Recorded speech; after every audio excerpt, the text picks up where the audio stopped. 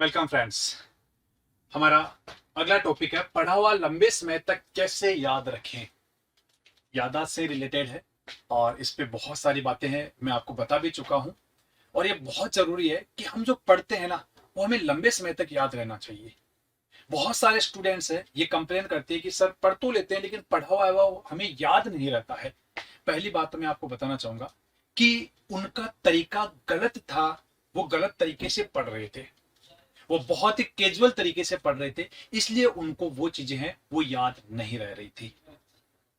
तो जैसे for example कई बार क्या होता है कि आप लोग घर में होते हो और उस टाइम पे आपके हाथ में चाबी होती है और आप इधर उधर घूम रहे हो और उस चाबी को कहीं रख देते हो और उसके बाद में देखते हो कि आपको वो चाबी नहीं मिलती है। आपको वो चाबी नहीं मिलती है। कई बार आपको आदमी सामने दिख जाता है और उसका आपको लगता है इसका नाम तो मैं जानता हूं लेकिन अभी याद नहीं आ रहा है, मैं मुझे अभी याद नहीं आ रहा है ये कौन है। और एक दिन आप मार्केट में चल रहे होते हो और अचानक उस आदमी का नाम याद आ जाता है। तो आप सोचते हो यार पता नहीं उस दिन मुझे याद नहीं आ रहा था अब आ गया। इसका मतलब ये हो गया कि ये भूलने की है ना, ये हमारे लिए वरदान है, अभिशाप नहीं है। हमारी कोई याददाश्त है वो कमजोर नहीं है। मतलब आप सोचो कि आपको चाबी उसके बाद में याद आ जाती है कि हाँ शायद वहां रखी हुई है, ठीक है, या आपको नाम याद आ जाता है कि उसका नाम ये है। इसका मतलब दिमाग के किसी ना किसी कोने में वो चीज थी, आप भूले नहीं हो। पता आप क्यों उस टाइम पे चाबी रख के भूल गए या उसका नाम याद नहीं आ रहा, उसकी वजह बताऊं मैं आपको। क्योंकि जिस वक्त आप चाबी रख रहे थे उस वक्त आपका ध्यान कहीं और कहीं था। उस वक्त आपका ध्यान और कहीं था, आप और कुछ कर रहे थे और आपने चाबी रख दी। बहुत बार हुआ, सबके साथ, मेरे साथ में भी हुआ, आपके साथ में भी होगा, ये सबके साथ में होता है। इसका मतलब ये हो गया कि हम कमजोर तो नहीं है, हमारी याददाश्त है ना ये कमजोर तो नहीं है। जो लोग इस सबसे बड़ी गलती करते हैं ना कि मैं कमजोर हूं, आजकल मेरी याददाश्त है वो कम रहने लग गई, ये हो गई वो हो गई, वो सबसे बड़ी गलती करते हैं। आपको आज से सोचना ही नहीं है कि आपकी याददाश्त है वो याददाश्त कमजोर हो गई है। बहुत मैंने क्योंकि कई एग्जांपल्स में आपको दे चुका हूं कि आपकी याददाश्त है वो कमजोर नहीं है। आप जब चीजों को कर रहे हो उस टाइम पे मेंटली आप प्रेजेंट नहीं हो, इस वजह से आपको वो चीजें हैं वो याद नहीं रह रही है।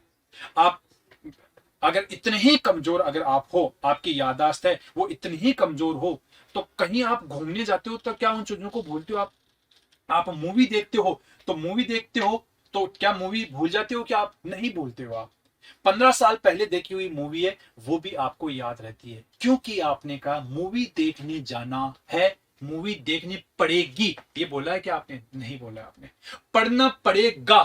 क्योंकि ये गा वर्ड लगाने की वजह से जो चीजें हैं वो आप चीजें हैं वो भूल जाते हो। तो पहली बात अपने दिमाग से ये चीज निकाल दो कि आप है वो, आपकी याददाश्त है वो कमजोर है या आप चीजें हैं वो भूल जाते हो। तो चीजों को लंबा याद रखने के लिए आपको जो टॉपिक है कि पढ़ा हुआ लंबे समय तक कैसे याद रहे, इसका एक ही तरीका है। पहली बात तो इस चीज को दिमाग से निकाल दो कि मैं चीजें भूल जाता हूं।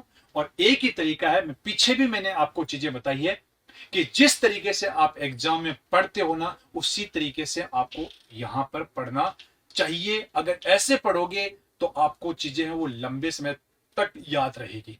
आपको 3D है, उस 3D में पढ़ना है। आपको 3D मैंने आपको बताया था, पहले भी बताया था। 3D का मतलब ये हो गया कि उसको आप वैसा होते हुए देख रहे हो। जैसे मैंने बताया था कि पानीपत का युद्ध है, वो अगर आप पढ़ रहे हो तो अपने आप को उसमें इंक्लूड कर दो। जयपुर के पर्यटन स्थल पढ़ रहे हो तो अपने आप को उसमें आप क्या कर दो, इंक्लूड कर दो। रेडियो वाला और जो टेलीफोन वाला है वो मैंने आपको एग्जाम्पल बताया था, ठीक है ना। तो लिंक करके पढ़ोगे, एसोसिएशन मेथड के अगर थ्रू पढ़ोगे, आप अपने आप को अगर उसमें इंक्लूड कर रहे हो तो आपको हमेशा ज्यादा याद रहेगा, हमेशा के लिए याद रहेगा। और आपने केवल आप रट रहे हो, उन चीजों को सामने रख के रट रहे हो तो कभी भी पढ़ा हुआ याद नहीं रहेगा। जितना ज्यादा आप टाइम लिमिट में चीजों को बाउंड करके चलोगे ना उतनी ही ज्यादा याद रहेगी। अगर आपका 10 घंटे का टॉपिक है, आपने ये तय कर लिया मुझे 10 घंटे में कंप्लीट करना है, तो वो ज्यादा दिन तक याद रहेगा। क्योंकि जो एग्जाम में पढ़ते हो ना फ्रेंड्स, मैं एक ही चीज जानता हूं कि जो एग्जाम में पढ़ते हैं ना वो हमेशा याद रहती है, वो चीजें हमें कई दिनों तक याद रहती है, हमें भूलते ही नहीं है। लेकिन जो क्लास के दिनों में पढ़ते हैं वो हम भूल जाते हैं, क्योंकि बहुत कैजुअली होके हम पढ़ते हैं। और एग्जाम में ना तो फोन याद आता है, ना कुछ याद आता है, सिर्फ और सिर्फ एक ही टारगेट होता है कि 15 मिनट बाद में मेरा एग्जाम है, मुझे ये हर हालत में करना है। और आप वो कभी भी नहीं भूलते हो। तो ठीक उसी तरीके से आपको मेथड अपनाना है, 3D में पढ़ना है, आपको अपने आप को उसे लिंक कर देना है। जितना ज्यादा रिवीजन हो फ्रेंड्स, पीछे मैंने आपको बताया कि रिवीजन बहुत जरूरी है। पढ़ा हुआ आपको तभी याद रहेगा जब आप उसका बार बार रिवीजन कर रहे हो, बार बार अगर आप उसकी प्रैक्टिस कर रहे हो तो ही आपको चीजें हमेशा के लिए याद रहेगी। ऐसा कोई भी नहीं है। मैंने स्वामी विवेकानंद जी का जरूर सुना है कि उनको एक बार में सारी किताब है वो याद हो जाती थी, लेकिन बाकी मैंने ऐसा कोई एग्जाम्पल है वो नहीं सुना है। बाकी बार बार आप प्रैक्टिस करोगे, बार बार रिवीजन करोगे, 3D में पढ़ोगे, अपने आप को उसे लिंक करके पढ़ोगे आप, तभी आपको चीजें हैं वो लंबे समय तक याद रहेगी। सो फ्रेंड्स, पढ़ा हुआ लंबे समय तक तभी याद रहेगा जब आप स्मार्ट तरीके से मेहनत करोगे।